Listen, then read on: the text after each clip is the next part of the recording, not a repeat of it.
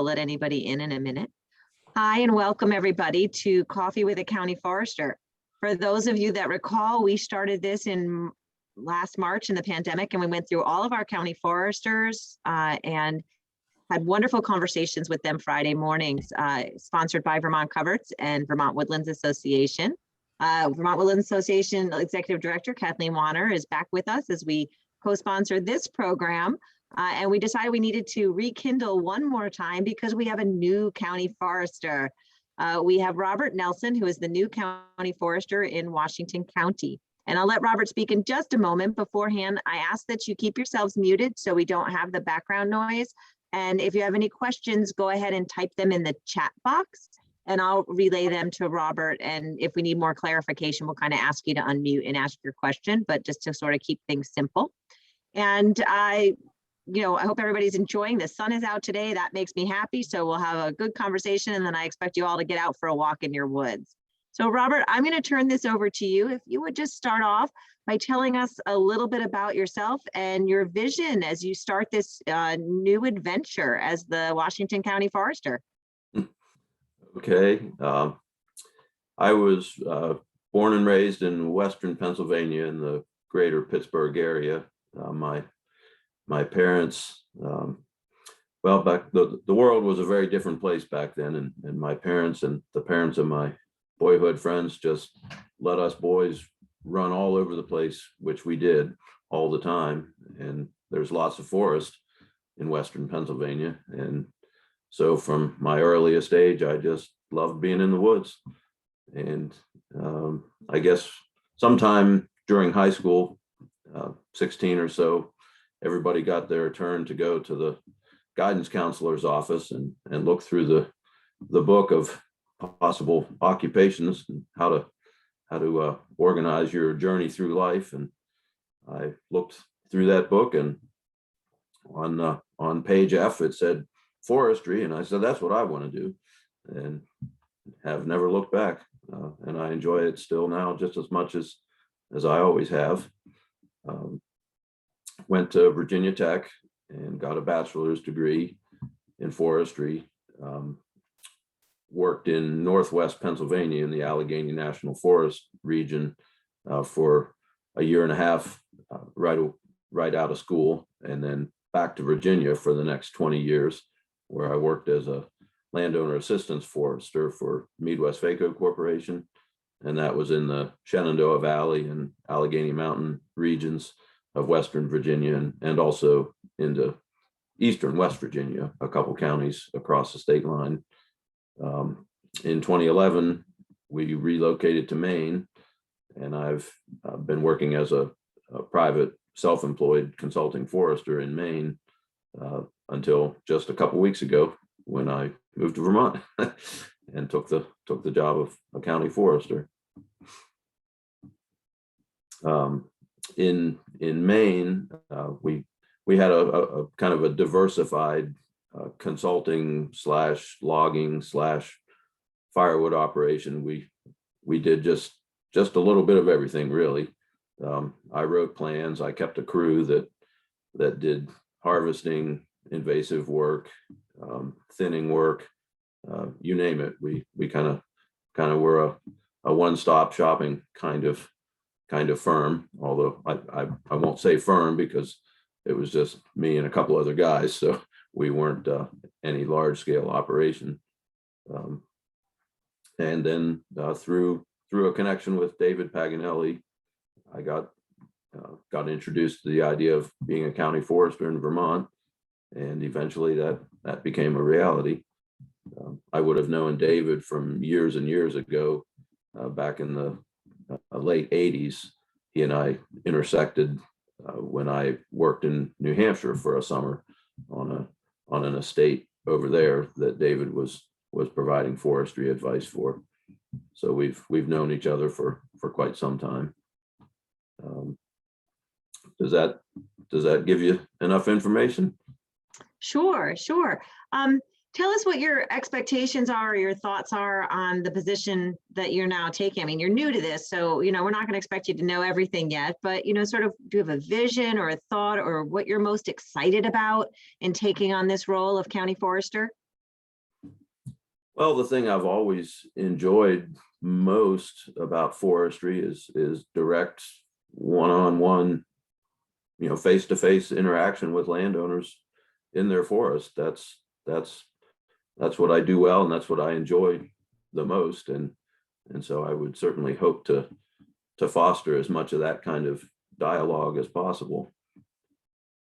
But yes, you're right. At this point, I'm still kind of wrapping my mind around exactly what the job does entail.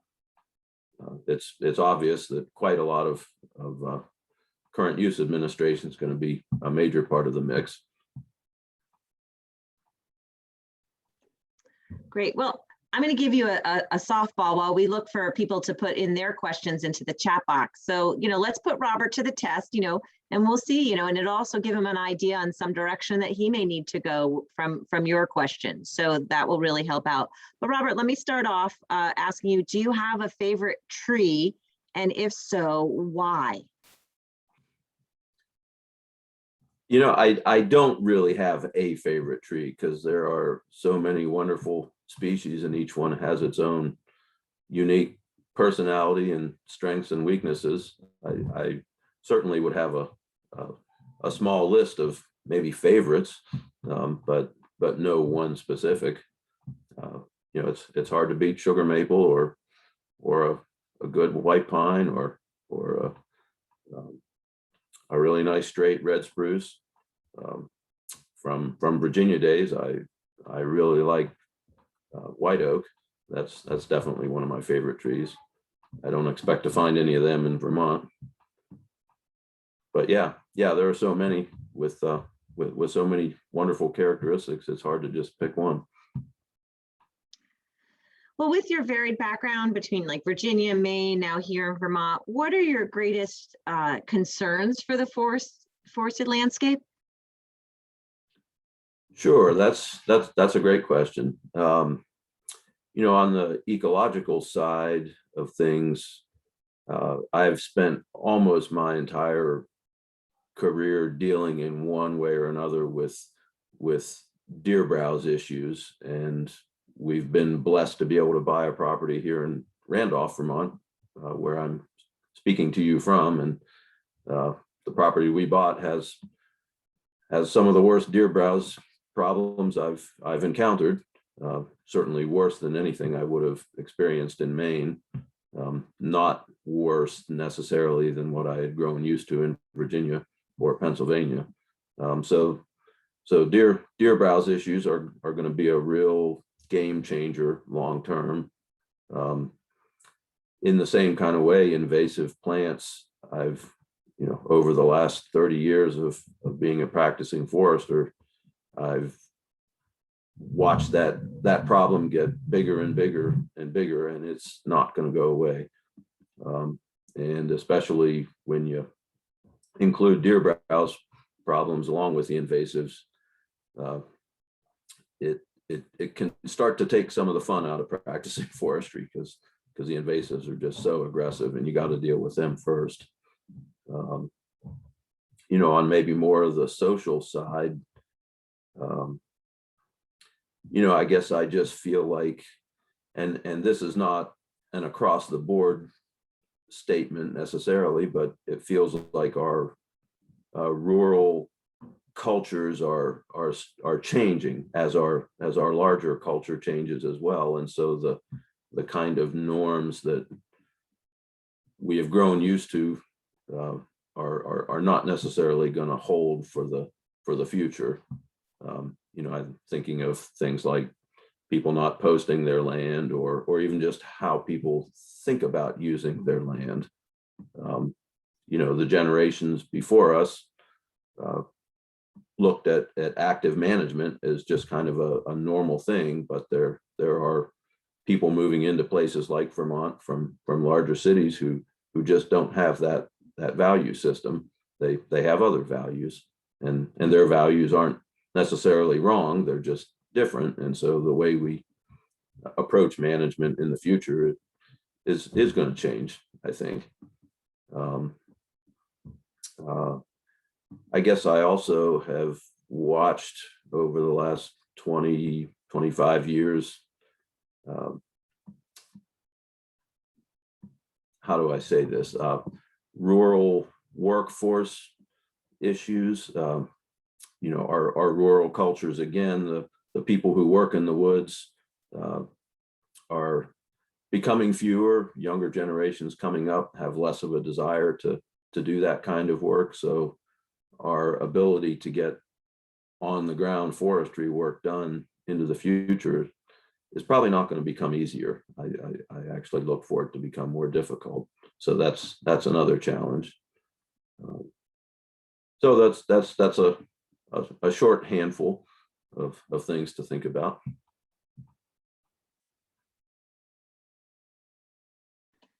Okay, well, one of the questions in the chat box kicked off about EAB. And for those of you on the call, I do want to make aware that next week is EAB Awareness Week. That starts on Monday and runs through Friday. There's two great programs that will be put on by the state. They're on our calendar page. One is on black ash and research and cultural practices in the face of emerald ash borer. I'm looking over at my screen that has the name on it. So, and the other one is emerald ash borer in Vermont, current status and the state response. So if you want to see either one of those, you can go to our calendar and they should be on the calendar there and you can register. With a EAB in mind, Robert, can you tell us a little bit about, management recommendations or your thoughts in addressing EAB here in Vermont? Sure. Yeah, I've thought quite a lot about that whole issue, and at this point in my life, I've never had to deal with it directly because I seem to have been able to stay 5 to 10 years ahead of the leading front wherever I've lived, but sooner or later it'll catch up with me. And so the way I would generally approach EAB management, knowing that given the current information we have at hand, that 95% plus of the ash trees are likely to die once that leading front of infestation passes through. Yes, it seems prudent to do some sort of preemptive harvesting, especially of high value stems, but that needs to be done in such a way that the biological legacy of the ash is preserved. And especially the way I've gone about that on a number of properties is through some sort of shelterwood harvesting scenario, where we try to open the canopy up, leaving all of the best ash seed trees, hopefully getting a pool of diverse advanced regeneration established that includes ash from those high quality seed trees established before we actually remove some of those larger high value stems. So in that way, you can preserve the biological capital on site, but still not lose the economic value of those trees, which are likely to die in time. And who knows what will happen into the future. Those established ash seedlings may actually survive, especially if some of the parasitic organisms that are being introduced actually become effective. We just don't know what the future holds. So that would be my general approach to things. It's certainly going to vary from landowner to landowner and situation to situation. Great. So there's a couple people who want to know if you have any experience with sugaring. Yes, my family and I had a commercial maple syrup operation in Virginia. So that might surprise some folks, but there were actually pockets of tappable sugar maples in those mountains, especially on the northern sides of the mountains where the microclimate was cooler. We had about 1,200 taps and 8x12 evaporator and I'm sorry, 4x12. And my wife and children and I had a great time doing that. We lugged that evaporator to Maine, but never found enough tappable maples there in central Maine to make a go of it. And then we actually sold it before moving to Vermont, which again might surprise people, but we needed that money to be able to buy the farm where we're living now. And there are plenty of neighbors around who do have sugaring operations right here. So yeah, I have some very good memories of those years. So there was a question of where you actually ended up here in Vermont. Randolph Center. And Great. we've been blessed to be able to buy a farm in the middle of a very nice farming community. Randolph is great. It's a great area. Cynthia wants to know what you see as the advantages of having woodlands in current use and what might be the disadvantages. Okay, well, certainly the obvious advantage is the huge tax savings of having a property in current use. The current use rate is much lower than the full tax rate. Maybe a second benefit would be not, and this isn't even a maybe, this is a definite in my perspective. Being in current use requires active management, and so that requires a landowner to seek out the services of a professional forester and actually follow their plan. And so there's a great deal of education that goes along with that whole process, and the more any of us learn about anything, the better off we are. And so that's always a benefit. Being in current use would also put you in direct contact with your local county forester, who also is a source of information about the forest. So those would be the benefits, and of course the improved management that comes along with all those interactions. Being in the current use program does carry a price tag as well. It does require that good forest management, good legitimate forest management actually be practiced on your property. And some people find that kind of oversight from the state restrictive. And so the current use program isn't necessarily a fit for everyone. It is worth mentioning that the state of Vermont actually attaches a lien to a landowner's property when they enroll in the current use program, and that lien remains with the land until the landowner withdraws from the program. So if a landowner is not practicing good forestry, cutting contrary to their plan, or for example, having AMP violations, water quality problems, they could end up being removed from the program. So there are, again, there are those boundaries associated with the program. But overall, I think the benefit of the program is much more positive than negative.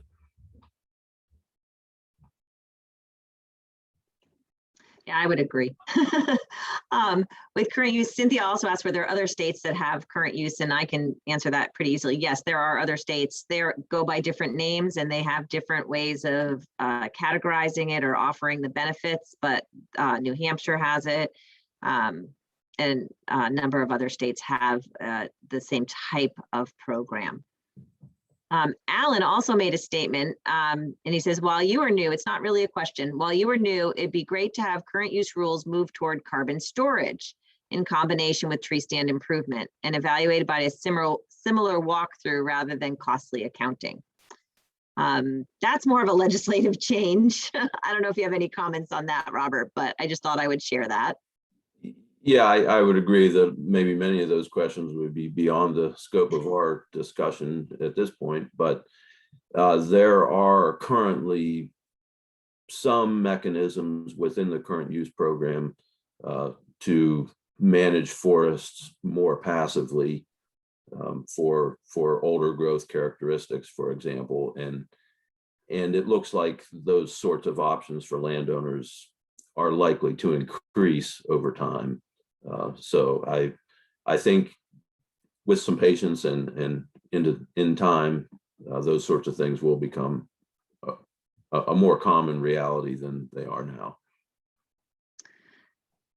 This next question from John, actually, I think really speaks to your whole experience, both as, working, cutting trees and getting them to market, as well as as a consulting forester. And it says, from a timber harvest perspective, there is little or not a market for pulp in central Vermont. How does that compare with Maine? And do you have any insights as of yet regarding the return of mills to this region? Okay, yeah, that's several different questions, really. Yes, pulp markets in Vermont are definitely more limited than they were in Maine. The whole forest products industry is quite different in Vermont than it is in Maine. Maine is a largely pulpwood driven forest economy, and the markets, while they are diminishing some, those markets are still quite abundant compared to what people in Vermont have at their disposal. And in fact, a lot of wood from Vermont actually still goes to some of those mills in Maine, believe it or not, especially on the eastern side of the state.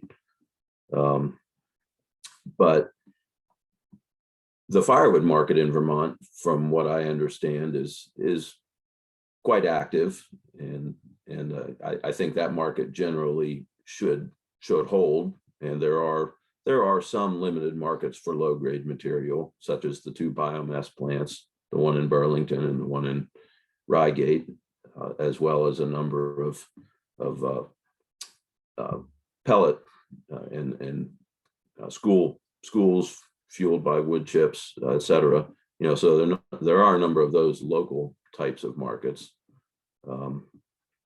And let's see, what was the rest of the question? Do I return of mills to our region? I have to say I really don't. I think we're going to continue to probably face the kind of slow shrinkage of that capacity in the future. Yeah, that's what I've experienced in Maine.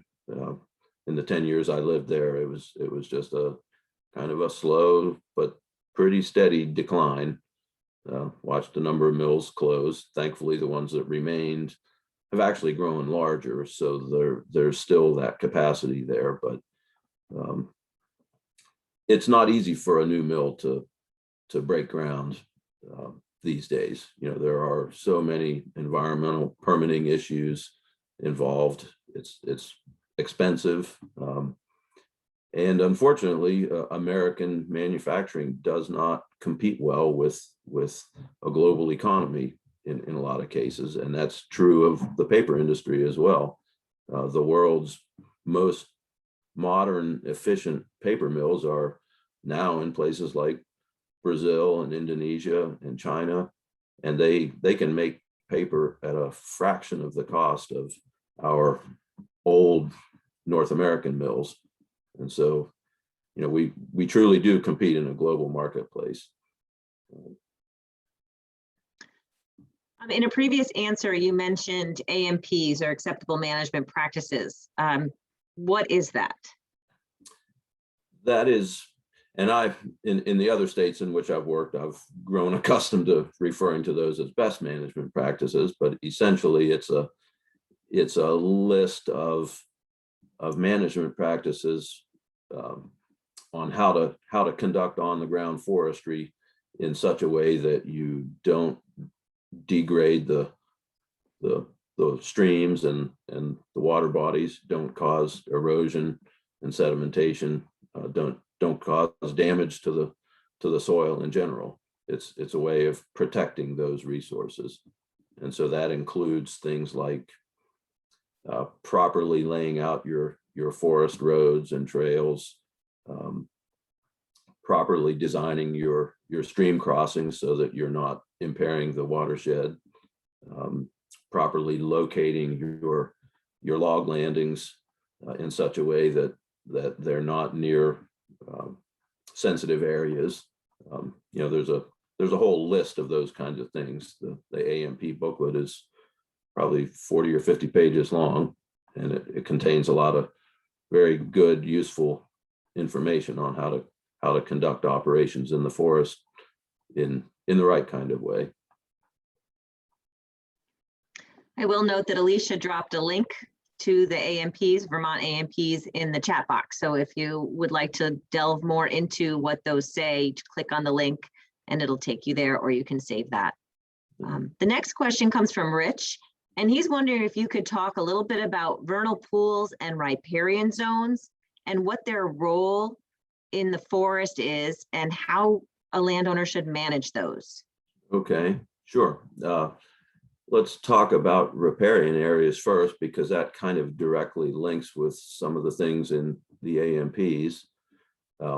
Riparian areas are essentially that strip of land along a water body that, from an AMP standpoint, is used as a filter area to filter out sediment from upslope and protect the water body itself. Often those riparian areas have wetter, more sensitive soils. That's not across the board. And so often those areas are inherently more fragile. Then you have things like needing shade on the actual stream itself, especially if it's a trout stream. And so they serve that function. So yes, riparian areas are valuable, and they're sensitive, and they do require a certain level of protection.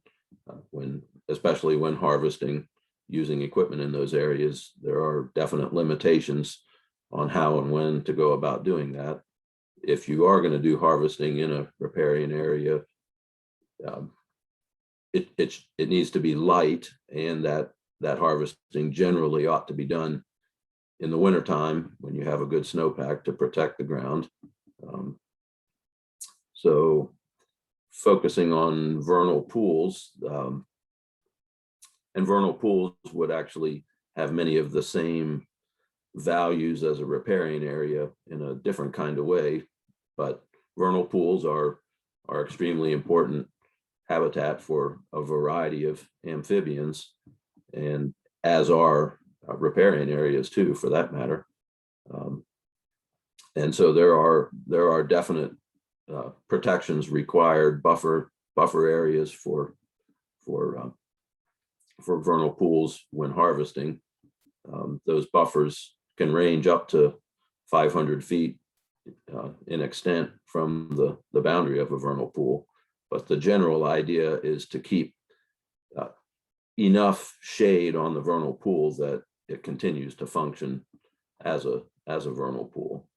And then the larger buffer area needs to have enough large woody material that the amphibians that reproduce in those vernal pools have proper habitat once they actually do emerge.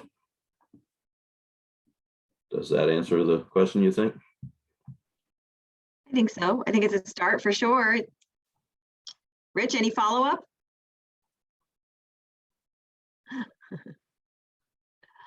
He says, yes, thank you. I think there's a great question here.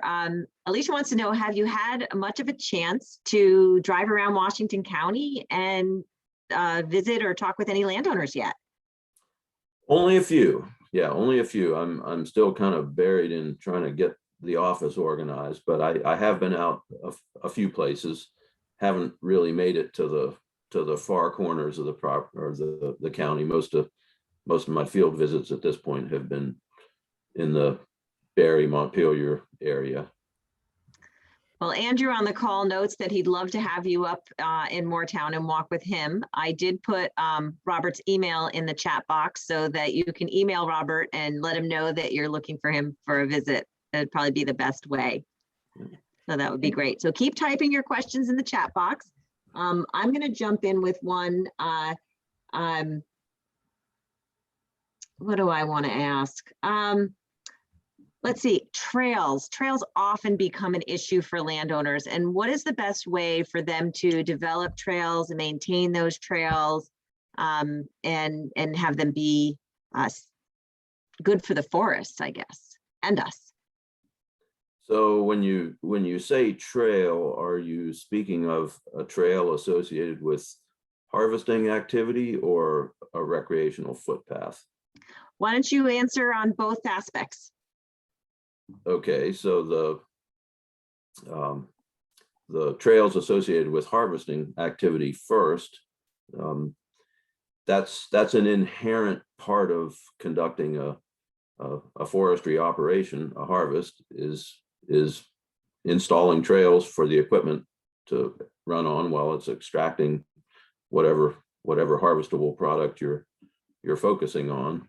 And those trails really do need to be located in the best spots, because by definition, they're going to receive the most equipment traffic. And so trails really need to be located on higher, drier, well-drained sites away from riparian areas. Where they do cross streams, those crossings generally should be at right angles where the watershed is well defined, so that you can make a crossing with the least impact. And when you lay out your trails, think about it with a long-term perspective in mind, because the trails you install now will be the ones that you'll be using, you or the next landowner after you, on into perpetuity. Recreational trails certainly are a part of the whole use of the forest, and in some cases, harvesting trails can function as recreational trails.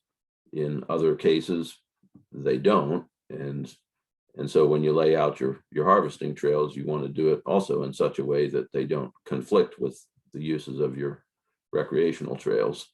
That might be, for example, particularly important on a property with a great deal of public use, like a town forest, for example. Ooh, speaking of town forests, how many are in Washington County? Do we know? I really don't know at this point. Just a quick survey shows somewhere 12 to 15 to start with, but I suspect there are more that I'm not aware of at this point. Very cool, because you get to do a little bit of cooperation there. As we're talking about cooperation, I have a question from Ruth. Our Town Planning Commission and Conservation Commission are struggling on how to best move riparian zones in the Dog River of Northfield to a town priority. Do you have any advice on how to convince landowners and the town to make riparian buffers a priority?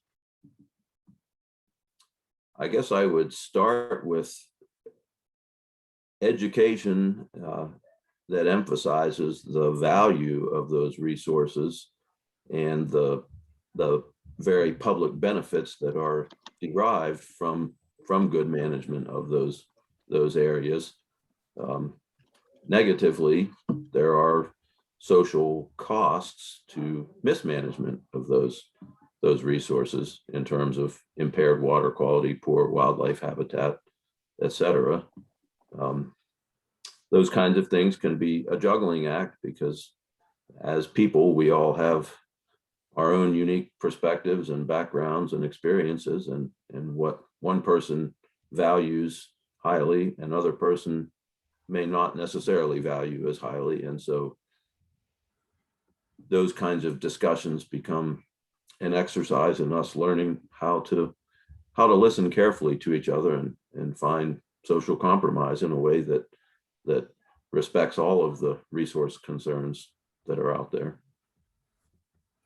So I want to jump in here too, Robert, because I've been doing some work in Washington County with folks in the Winooski headwater towns. Mm-hmm. And so, I'm always amazed that we don't have a really good connection between forestry and water quality, that we don't always address water quality in management plans. And so I'm curious about your thoughts on enhancing that connection, between good forest management and improved water quality. You know, what can landowners do that help to exploit that connection? Well, properly understood, that sort of information really ought to be part of any comprehensive forest management plan written by a professional forester. You know, by definition, as we talked earlier, the current use program does require that landowners actually follow AMPs on their properties. So definitely properties in current use automatically have that connection at some level. You know, properties out of current use, not so much. So yeah, I guess I would, maybe it's just been part of the way I've approached things for so long that as a forester, I naturally take those sorts of things into consideration, water quality and watershed issues. That's just part of doing good planning. So if you're a property enrolled in current use and you're logging, then for sure the AMPs are part of that. They are, Part of absolutely. that plan and required.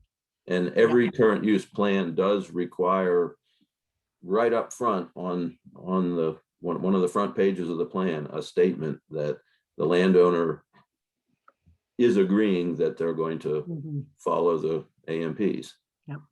So if you're not in current use or you're not logging, are there recommendations you would make to landowners about how to enhance water quality? How to enhance it, or how to improve it? Yeah, well, I would still always encourage people to follow the AMPs in any forest activity that involves the use of equipment. Yeah, I certainly would. To using your specific wording to improve water quality, generally widening riparian buffers is going to give greater protection to those sorts of values. Protecting more rather than less of those kinds of areas. At some point, you know, you reach a limit of what's reasonable, because landowners still need to be able to use their forest in the ways that they want to. So you can't, for example, buffer their entire property. Does that answer your question? Yep, thank you. That's great. Thanks, Kathleen. Those are wonderful follow-ups. Tim threw some words in here, and I'm curious how you'll answer this. He wants to know, what's the difference between improved forest management and advanced management practices? Those aren't really terms I've heard like specifically, so I was curious if you had. I guess I haven't specifically, no. You know, there is what I might call the, you know, the older, somewhat more mainstream approach to forestry that's based largely on research that's conducted by the U.S. Forest Service, and for each forest type, there's a silvicultural guide that has recommended practices for that forest type. You know, for example, one guide for managing a hemlock forest, another guide for managing a white pine forest, another guide for managing a northern hardwood stand, and another guide for managing an oak pine forest, for example. So all of those guides would be referenced in the current use program as kind of the standard for good forest management practice. In more recent years, there's been a somewhat growing movement of scientific research aimed at what I might call ecological forestry. And that would be forestry that's practiced in such a way that it specifically attempts to mimic natural processes, whereas the older Forest Service guides might not necessarily try to do that. So I don't know if that answers the question.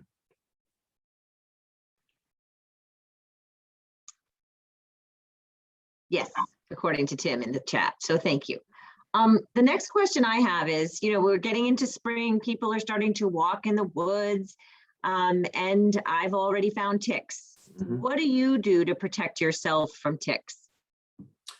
Pretty much as soon as I get out of the truck, I spray DEET on my pants and my boots. Every time I remember to do so, I wear my tick gaiters.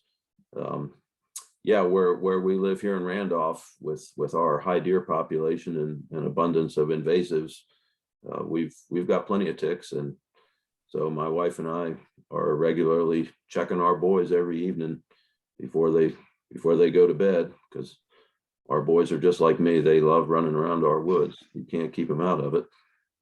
But yeah, ticks are a real issue. I've had Lyme disease myself, thankfully not seriously. And it's actually one of my sons has as well. So yeah, it's a risk when you use the forest. Okay. Another question I have is, we think about and hear a lot about changing climate. And can you talk a little bit about forest management we talked about in the idea of EAB, but also in the idea now of climate change. And what do you think of assisted migration? I think it's a reasonable strategy. Yeah. It's going to be, so yeah, and in one way, it's what a forester has done all along. When you manage a forest, when you're a boots on the ground forester, you're constantly reading the signs that the forest is telling you. You're observing which trees are healthy, which ones are stressed, which ones are more competitive on that particular site, and you ponder why they're more competitive, why they look better. And so that's not particularly a necessarily new way of thinking, especially when you approach forestry that way. But yes, assisted management would essentially be favoring the tree species and forest types that are most likely to succeed into the future on a specific site, soil type, region, etc. And that can be through the types of trees that get cut or left in a timber harvest, or in some cases it could be actual tree planting of tree species that are expected to do well into the future. For example, red oak is expected to expand its range over time in places like Vermont and Maine, because it can handle warmer, drier summers. White pine is another species that's expected to do well in the future because it's a very versatile tree. It can handle a lot of different scenarios. Does that answer your question?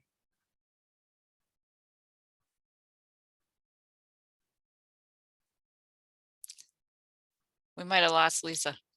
Yeah, I think we did. All right, well, I'll ask the question that I just typed into the chat box then. So you were talking earlier about deer browse. Yes. And I live on just about 13.5 acres. And we have a lot of hemlock trees with very sparse understory already. But so the deer like to hang out all winter long under our hemlocks, and they've been browsing quite a bit on whatever the few trees that are already in the understory. So I'm wondering if you have suggestions for how to deal with deer browse. And hemlock is a preferred browse species. Mhm. On 13 and a half acres, there's not a lot you're going to be able to do really to actually manage a deer population. It needs to be on a much larger scale than that. So in your situation, about the only thing you can do is build a fence. And some people do that. For example, in northern Pennsylvania, on the Allegheny National Forest, they actually build deer exclosures around timber harvest areas so that they regenerate properly. Mhm. So, yeah. Yeah, I know it's probably not something we really need to worry about. The neighboring property has about 120 acres and they seem to have quite a bit of understory. So I think on the grander picture, it probably isn't such a big deal, but you know, we want to have some some trees growing up under those hemlocks too. So Yeah. yeah, it's hard to not feel selfish.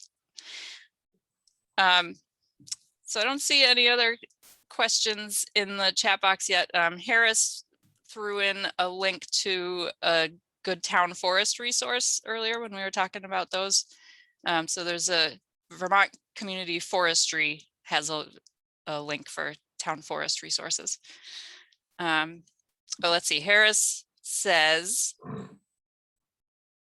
back to the deer, do you think the state should continue to require special protections for deer wintering areas?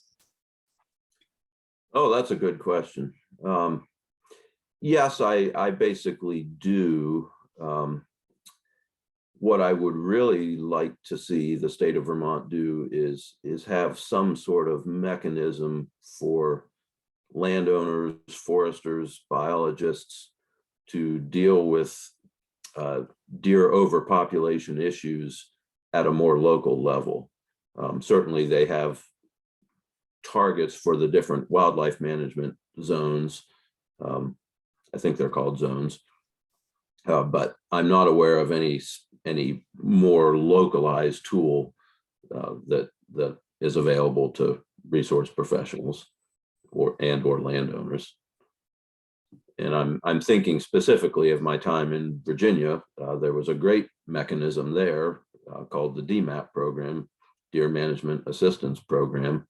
And with the consultation of a wildlife biologist, if a landowner had legitimate overpopulation issues, they could get a certain number of antlerless tags to be used on that property only. And the results of those tags, along with biological data, had to be reported to the biologist so that they could track the situation. So there was a lot of good cooperation there between the biologists and the landowners and the foresters.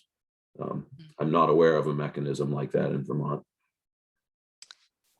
I'm not either, but I'm still relatively new here too. So Kathleen, do you have something to say? Yeah, Robert, where is your office and is it opened? It is Perry Street, 5 Perry Street in Barry. And currently, because of COVID, it is not open. It's not. Yeah. But I'm always available to anyone, anywhere. So please feel free to reach out. And now that it looks like COVID is slowly starting to diminish, I think that'll change in the future. You anticipate you will be opening up this summer, perhaps? I think so. Yeah, at some point, whenever the governor says so. Yep. And Andrew had asked earlier about folks from Washington County. I was curious about the same thing. How many folks on the call this morning are from Washington County? I see Ruth. Yep. Alan, Harris. Yep. Wendy. That's really nice that you have an opportunity to get to meet Robert this morning, because that is the person you want to know in your county if you're a woodland owner. One of your best resources for education. Yeah, I've met my county forester, but he has not visited my property yet, which is too bad because he lives right in town. So Harris said he owns land in Washington County. So yeah. And so Robert, are you doing visits now or is that still on hold? No, I am doing visits, and especially outdoor visits, those are the kind of visits we're allowed to do and are safe for everyone involved. And I'm now vaccinated, and more people are getting vaccinated. And so I think those sorts of issues will slowly diminish over time. I'm personally really looking forward to getting back to one-on-one interaction with people.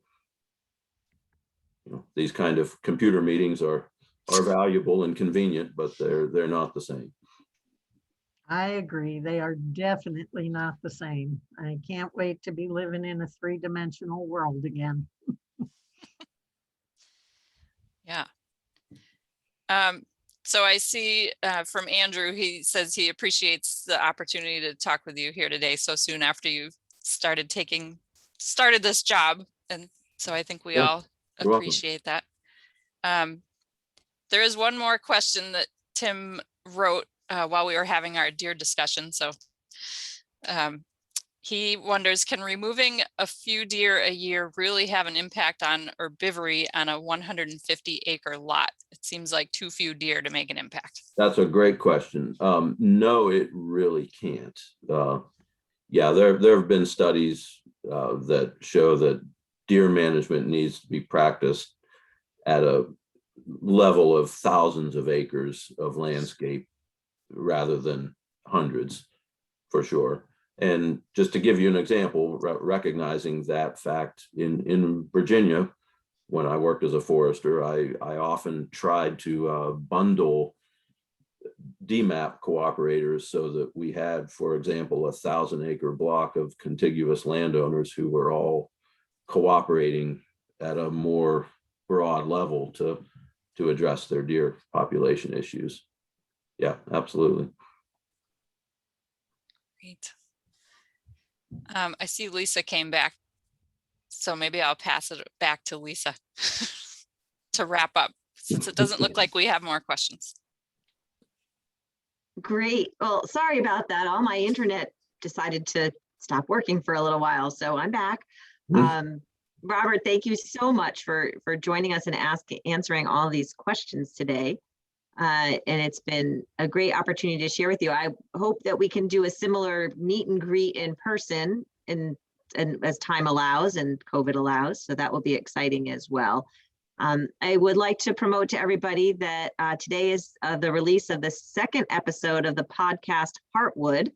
It's a podcast being done through Vermont Coverts, UVM Extension, and the UVM Center for Research about the journey of a landowner and who's managing land in Vermont and what happens to the wood in Vermont. And so you can go to the Our Vermont Woods website and go listen to the podcast, and hope you enjoy it, and then call in with your questions that we can answer on that as well. So we have now interviewed all of our county foresters, save one who is camera shy. And you can see all of these conversations still online, the Coverts and the VWA YouTube channels, either one. And there are a number of other different programs that are also available that were recorded over the past year, available to you on those YouTube channels, from invasives to a talk about bears. So much has been shared during this time, and we hope you take advantage. Although we are all looking to being able to do some walks and talks and educational opportunities in person. So that's coming. So everybody stay tuned. You know, the CDC just announced, you know, if you're fully vaccinated, then you can be without a mask. So that's kind of exciting. We'll see how that's implemented. Everybody's a little nervous, but it still is a reason for a little bit of excitement. So again, thank you all for joining us today. Thank you to Coverts and VWA for co-sponsoring this. You can visit both of our websites, sign up for our e-news to learn about upcoming events. And I did drop Robert's email into the chat box. So if you would like to email Robert, you can do that. And again, Robert, thank you. Welcome to Vermont. We look forward to working with you through your tenure here. You're welcome, and thank you for organizing all this. You're welcome. Everyone have a great day, a great weekend, and we'll see you soon. Thanks, folks. Bye-bye. Bye.